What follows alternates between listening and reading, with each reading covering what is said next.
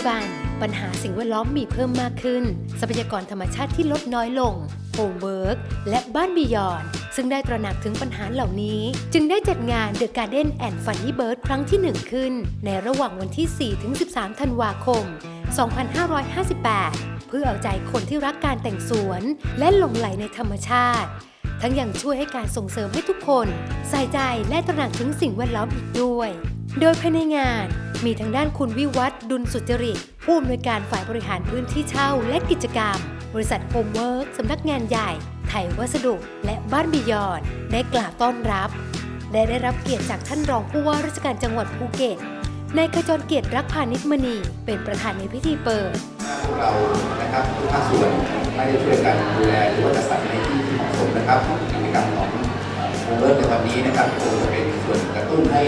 ผู้ที่เข้ามาพบเห็นผู้ที่มาการใช้สอยในโฮมเวิร์กนะครับได้เห็นกิจกรรมว่ามีการจัดบ้านจัดสวนอย่างไรนะครับก็คงเป็นแนวคิดที่จะนำกลับไปจัดบ้านจัดสวนตัวเองอีกทั้งยังได้รับความร่วมมือจากทุกภาคส่วนได้แก่สำนักงานป่าไม้สวนป่าบางขนุนได้มีการสนับสนุนกล้าไม้จำนวนกว่า 2,000 ต้นเพื่อมาแจกจ่ายให้กับผู้ที่มาร่วมงานในครั้งนี้ชมรมกล้วยไม้จังหวัดภูเก็ตในการจัดกิจกรรมประกวดกล้วยไม้และพันไม้สวยงามไร่วานิชสำหรับการแจกบัตรรางวัลเข้าชมไร่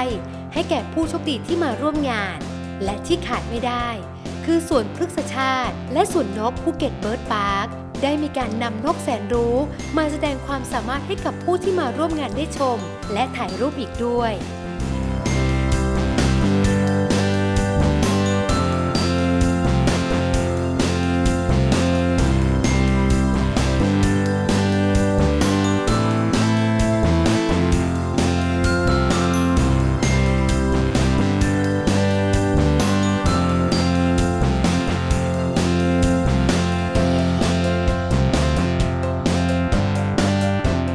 สำหรับใครที่ชื่นชอบต้นไม้รักการแต่งสวนหลงใหลธรรมชาติห้ามพลาดกับงาน The Garden and Funny Bird ณ Home Work ภูเก็ตบริเวณลานโปรโมชั่นชั้น 1ตั้งแต่วันที่ 4-13 ธันวาคมนี้